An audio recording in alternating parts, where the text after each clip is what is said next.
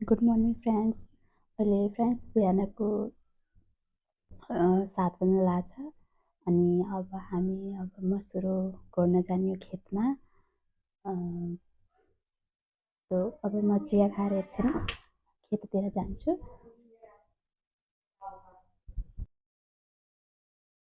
Friends, अब म जाँदैछु घरबाट बाहिर।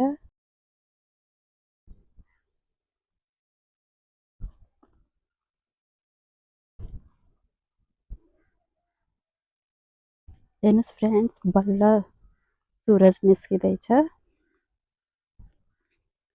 अनि फ्रेन्ड्स हेर्नुहोस्, यो खेतमा मकै यस्तो भएको छ। अब 4-5 दिनमा मकै गोड्ने बेला पनि हुन लाग्छ।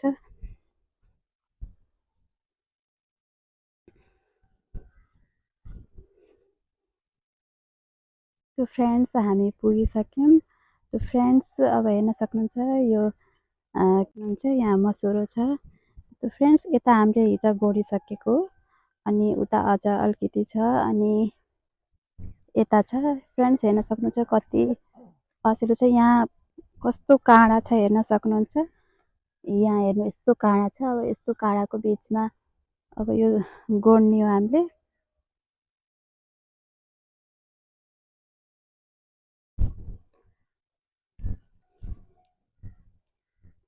फ्रेन्ड्स हेर्न सक्नुहुन्छ यहाँ पनि यस्तो छ यो काँडा।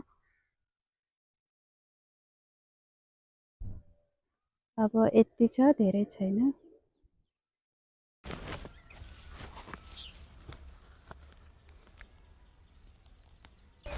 फ्रेन्ड्स, यो यस्तो उला छ, हातमा पन्जा लाएर आउनुपर्ने रहेछ, तर पन्जा पनि लाएर आइएन अनि मेरो हातमा काँडा पनि भिज्यो।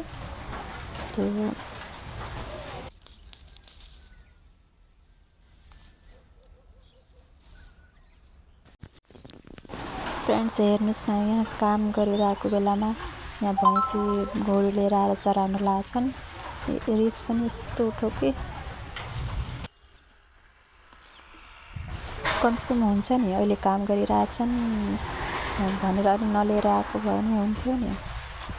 कोही मान्छे त कस्ता हुन्छन् कि।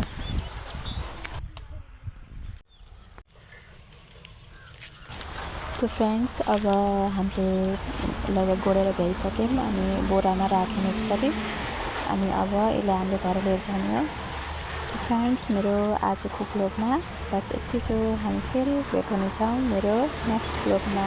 Thank you.